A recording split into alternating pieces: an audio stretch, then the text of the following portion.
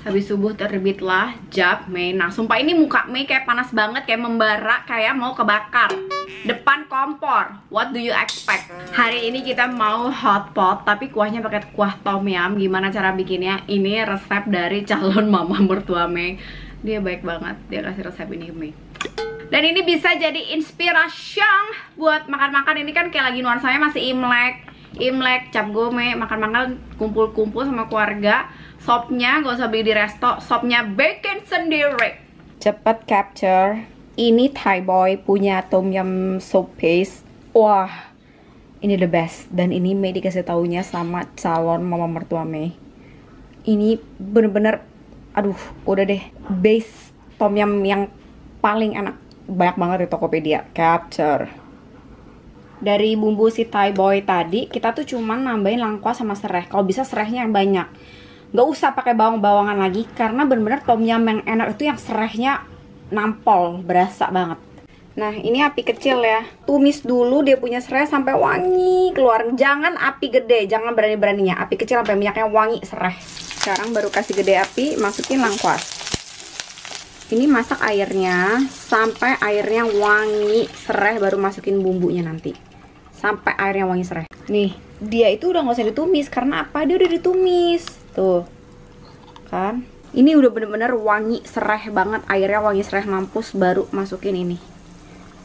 Biasa, daun salam, daun jeruk. Tes-tes ya, cobain ya. Jangan nanti keaseman loh. Kalau Meme startnya di 3 sendok makan dulu ya. 4 sendok deh ya kali ini. Nah ini sendok 4 Mei ya. Soalnya nih Mei airnya 3 liter. Kalian coba-cobain dulu, kalian tengok-tengok dulu, kalian cucuk-cucuk dulu kan. Ngerti kalian tuangkan ini kan lada kemasakan. Oh, jangan taunya kalian tuh main game aja mulu kan, dandan aja mulu, main Instagram ya terus kan. Masukin lah ini kan, kembang tahu. Ini topping suka kalian, apa aja kalian boleh colok ya kalian. Apa aja pula kalian boleh lempar ke sini. Kalian mau ginjal, katak betina kek ya, kalian mau upil terenggiling kek, mau wortel kalian masuk. Apa pula kalian masukin aja yang kalian suka lah. Santai aja. Sayur, kan seafood pula enak kan. Udang, cumi, apa aja lah.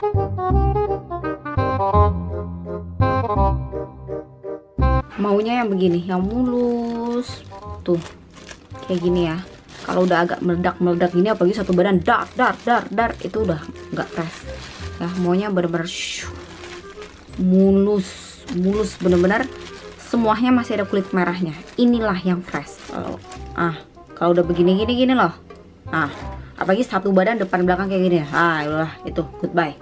Lihat udangnya, kita pakai udang yang kualitas ekspor yang mantep banget. Kalian kasih masuk udang, masukin cumi. Tuh, sayur-sayur terserah ya kalian mau masukin apa lah. Nah ini kalau Mei biasa udah masukin cumi udah langsung matiin apinya. Soalnya kan cumi cepet matangnya. Mantap banget.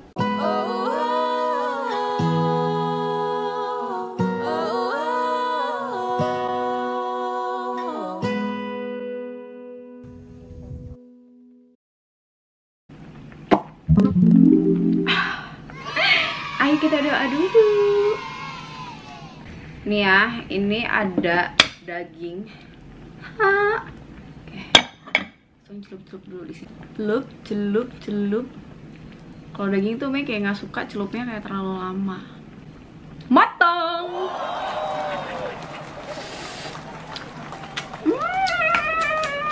Asam-asam. Aduh, Mei itu paling suka yang kayak gini. Tom yum itu yang super duper banget wanginya. Wangi serai. Nyam.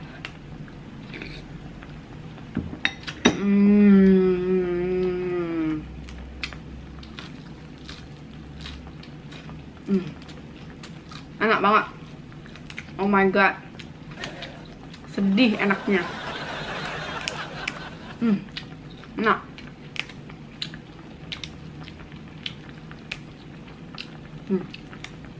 Kalian tuh kalau misalnya mau nambahin garam gitu ya, bye-bye hidup kalian.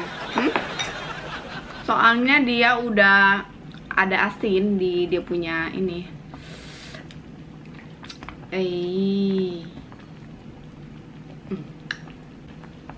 Oh, cumi.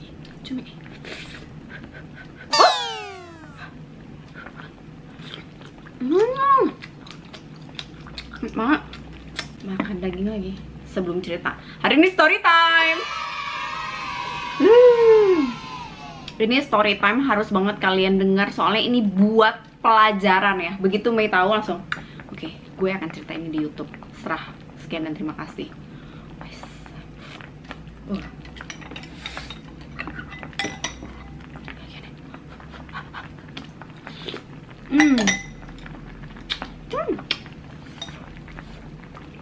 Ayo.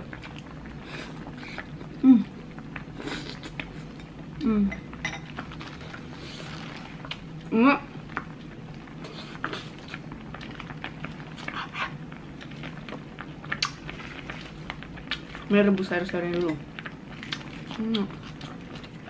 Ini ceritanya tentang Pak Sutri yang cerai, tapi dia cerainya itu ninggalin luka batin banget ke anaknya. Parah. Gara-gara bohong. Maka jangan bohong sama anak. Tapi anaknya dajjal juga sih. Ya pokoknya lesson to be learned, jangan bohong sama anak. Oke. Kalau nggak amsyong loh. Tahu. Wow, udang.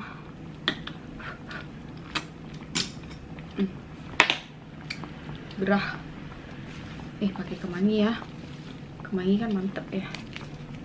Biar kuahnya ada wangi-wangi kemangi gitu.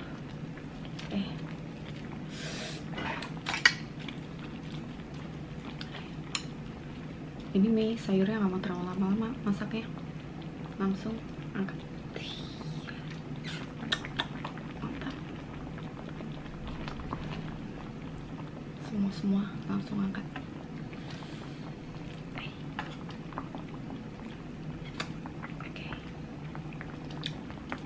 Jadi berawal ada kisah pasangan suami istri ya. Kita panggil aja papa dan mama, oke? Udangnya bener-bener masih fresh, lihat warna bagus. Wow, the best, enak banget.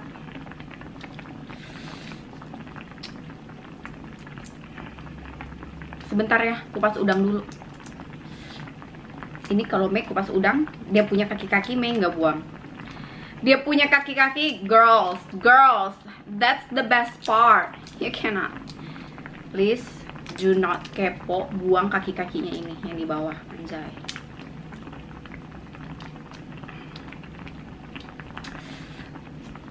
Ini kaki-kakinya ini nih, ini kaki-kaki ini nggak boleh dibuang. Ini paling enak, paling nyom.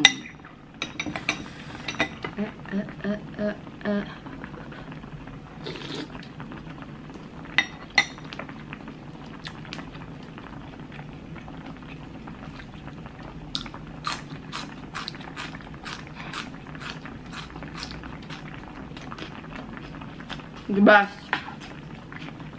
so nyam. Oke, lanjut lagi ya. Papi dan mami, oke?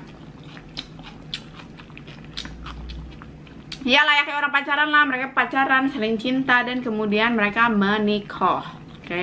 Menikah, di tengah pernikahan mereka punya 2 anak perempuan, dua-duanya perempuan ya. Ingat, dua-duanya perempuan. Anak-anak usianya udah belasan tahun, ya.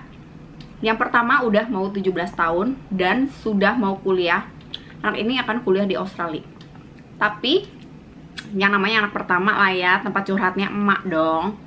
Jadi mamahnya tuh kalau misalnya ada apa-apa yang berkaitan dengan rumah tangga ini, mamahnya nih selalu cerita ke anak pertama ya, kayak dia dizolimi sama suaminya.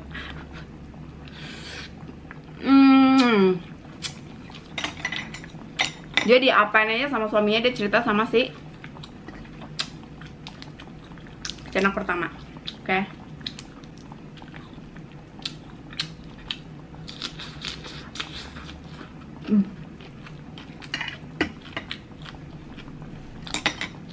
Sedikit mau rebus kangkungnya.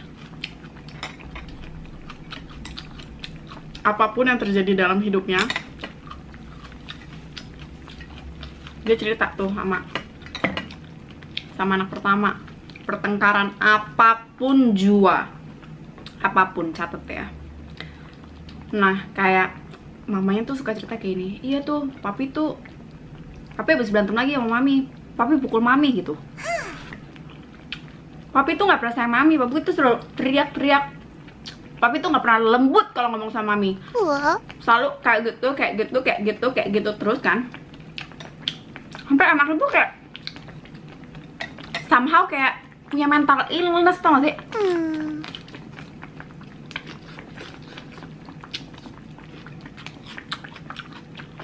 Kayak tumbuh kembangnya itu juga terganggu ya. Selama tahunan anak ini harusnya tumbuh berkembang dengan happy, dengan environment yang oke. Jadi tahu papa mamanya tuh ngakur, berantem, ribut terus, pusing.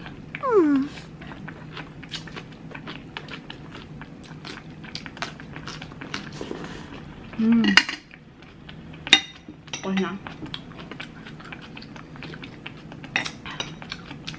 Masem. Jadi pusing lah anak remaja, gimana sih? Harus dengerin kayak gitu-gituan. Emaknya juga kadang dakjal.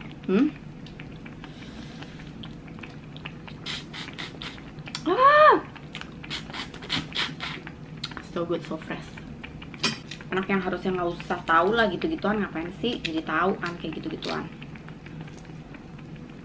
Pokoknya dikit-dikit cerita. Ya namanya juga anak pertama lah ya, tempat curhat ya mama. Jadi anaknya jadi tim mama, ya dong, jadi tim mama. Jadi secara psikologis juga kayak, aduh mama kasihan ya selalu dizolimi papa. Papa nih nggak benar banget, papa dakjal gitu kan.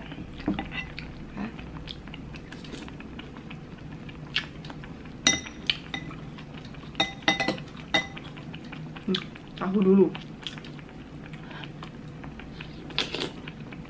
Wah.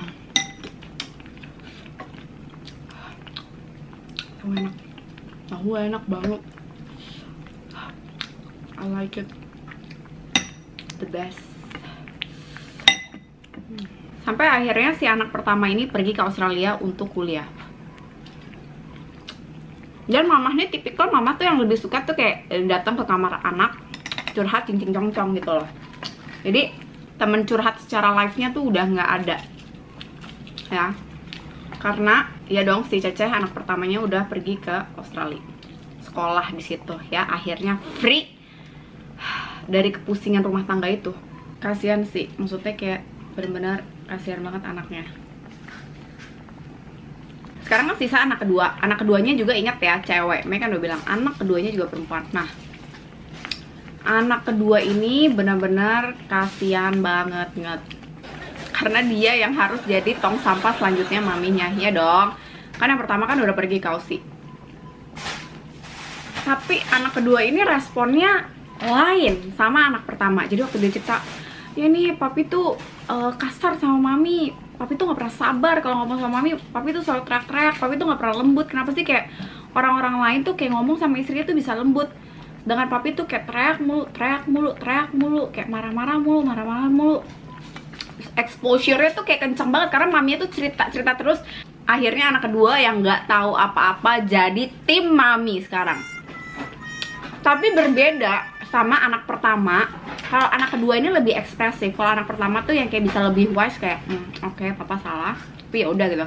Kalau anak kedua itu nunjukin kayak nggak suka sama suaminya, langsung nggak suka sama papahnya, langsung jutekin papanya, kasarin papahnya, kayak mau perlakukan papahnya dengan nggak baik.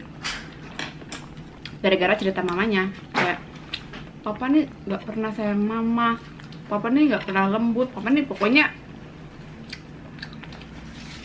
suami salah lah ya.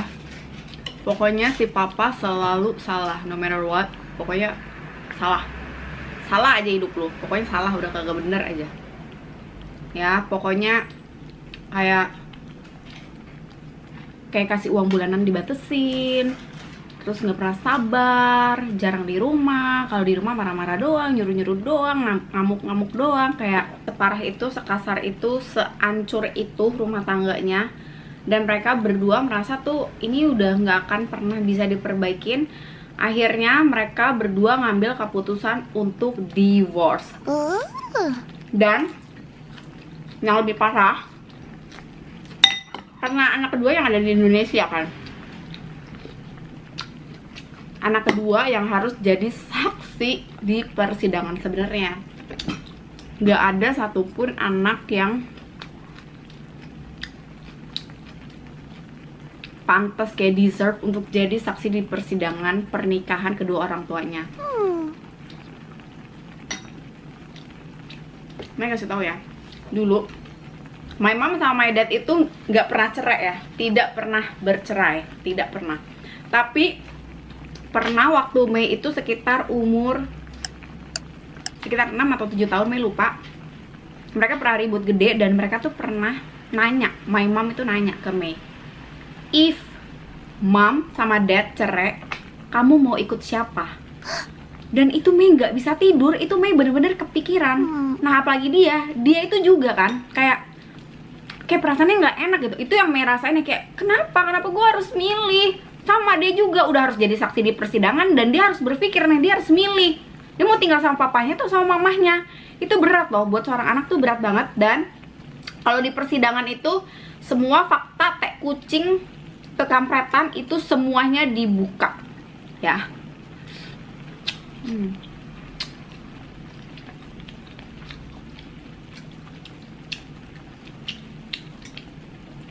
Semuanya tanpa kecuali.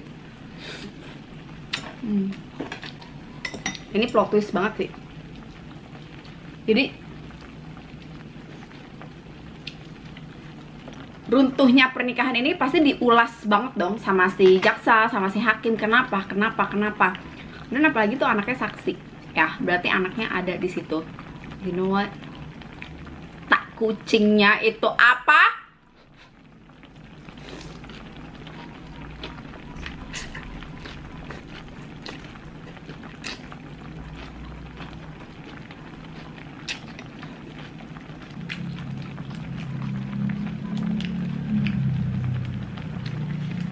Ini plot twist banget.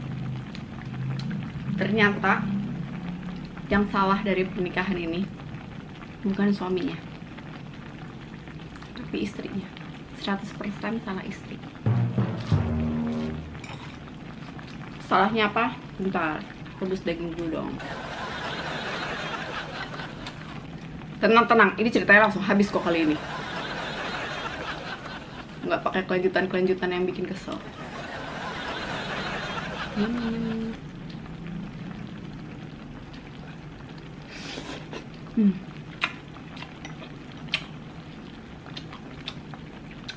Istrinya selingkuh. Si istri selingkuh bertahun-tahun sampai suaminya tuh ilfeel. Tapi suaminya itu demi anak-anak, jadi pertahanin rumah tangga itu sampai udah nggak kuat lagi karena selingkuhnya tuh udah keterlaluan, sampai ke luar negeri bareng, keluar kota bareng. No.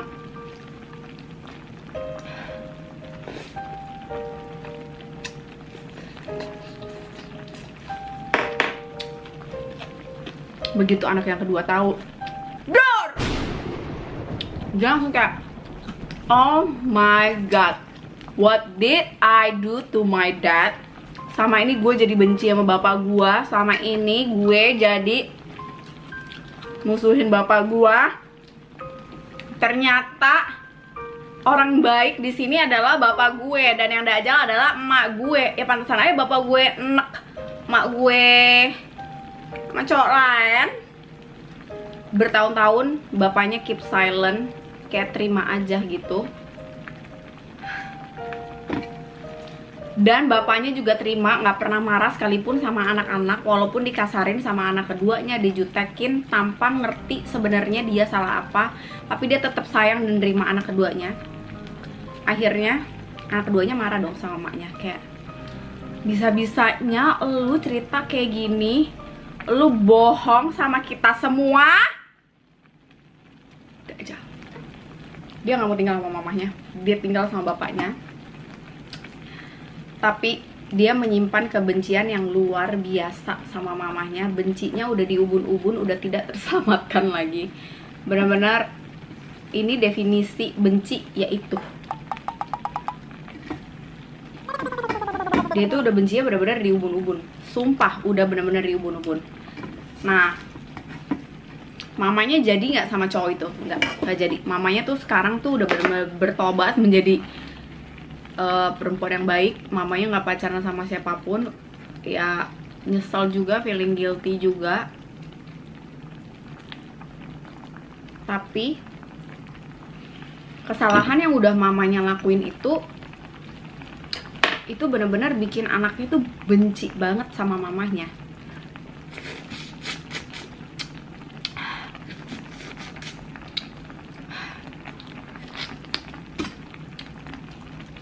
Anaknya nggak bisa maafin mamanya, sampai sekarang nggak bisa maafin. Jadinya gimana? Anaknya tuh cenderung ngomongnya kayak kurang ajar ya. Mungkin kalau misalnya sekarang orang ngelihat anak itu, orang bakal benci banget sama anak itu, kayak lo dasar anak durhaka. Tapi kalian tuh nggak tahu apa yang Mei bukan yang ngebenerin anak itu ya. Enggak loh, kayak gitu juga salah ya sama orang tua, nggak boleh kayak gitu, Dajjal. Tapi karena mamanya tuh bohongin dia dan kayak pakai dia, use dia buat ngelawan suaminya gitu ya, jadi tuh anaknya sebel. Nah, anaknya itu udah nggak bisa ngomong baik-baik lagi sama mamanya.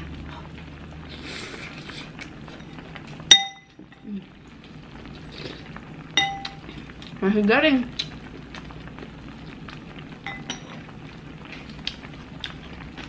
Ini anaknya bener-bener kayak anak durhaka banget sih di film-film.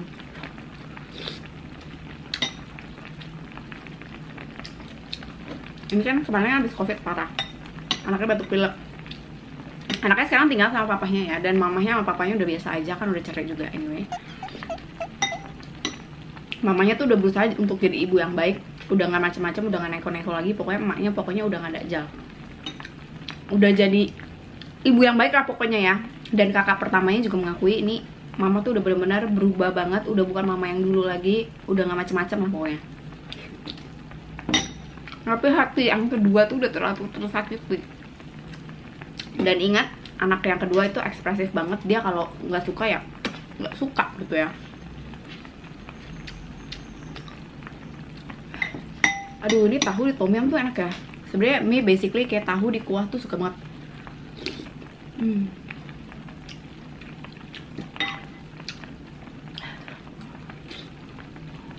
Bebas. Dia sakit, bapil nggak sembuh-sembuh. Terus udah gitu mamanya panggil orang suruh periksa darah lah, PCR, datang ke rumah kan, sama cek darah. Dia nggak mau gitu, marah-marah. Minum dulu.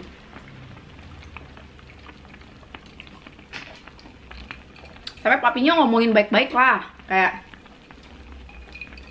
ayo mama udah datang, udah bawain ini itu, cek. Akhirnya mau dong dicek darahnya. Tapi sambil ngecek darah tuh dia sambil nangis sampai histeris teriak-teriak kayak sorry ya, kayak orang punya mental illness yang nggak bisa bener-bener kontrol diri ya, teriak-teriak, ngamuk-ngamuk kayak udah puas sama ini tuh mama nyakitin kita semua, dan sekarang mama masih mau nyakitin aku lagi. Padahal kan maksudnya kalau orang lihat tuh kayak, aduh mak lu tuh baik, mau lu sehat, ngebawain orang lab datang ke rumah, Dajjal, ngapain sih lu? Udahlah gitu kan. Dia sampai sebenci itu loh sama mamanya. Kayak sakit, teriak-teriak kayak gitu. Puas, udah puas, nyakitin kita lagi, nyakitin aku terus. Kalau anak udah kayak gitu udah kayak. Jadi pelajaran yang bisa diambil dari kisah ini adalah jangan pernah bohongin anak, dan jangan pernah pakai anak, apalagi kalau kita salah ya. Emang anaknya Dajjal kayak gitu ya, harusnya ya udahlah ya, bapaknya juga ya udah sama istrinya gitu kan. Cuman anak ini tuh kayak merasa bersalah banget, kayak dia tuh mengkhianati papanya, ngejahatin papanya, yang seharusnya tuh papanya tuh gak deserve, gak pantas menerima semua perlakuan itu, baik dari istrinya yang Dajjal maupun dari dia gitu.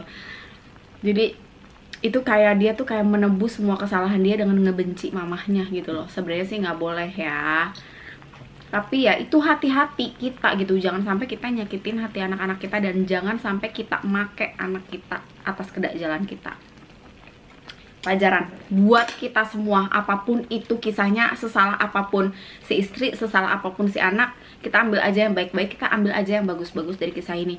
Dan itu Mei begitu dengar kisah ini, itu Mei, hidup Mei tuh kayak berasa ketampar-tampar banget. Kayak ini benar-benar pelajaran buat Mei, karena Mei sendiri nggak punya anak. Dan jangan sampai Mei gituin anak-anak Mei. Udah gitu aja. Jadi sampai detik ini Mei ceritain ke kalian, dia tetap benci mamanya. Dia tetap sekeras itu sama mamanya. Like there is no way back. Tapi Mei doain, teman-teman juga bantu doain, semoga anaknya mau ngebuka pintu hatinya, maafin mamanya, dan mereka bisa berkumpul jadi satu keluarga yang baik lagi. Emang mereka papa mamanya ini sudah tidak terikat dalam ikatan suami istri, tapi mereka masih berhubungan sangat baik sekarang setelah perceraian gitu loh. Jadi hopefully mereka bisa pergi makan keluar bareng, bisa ngumpul satu keluarga lagi. Apalagi anak yang pertama udah balik dari Aussie ke Indo. XOXO, gosipnya. Bye.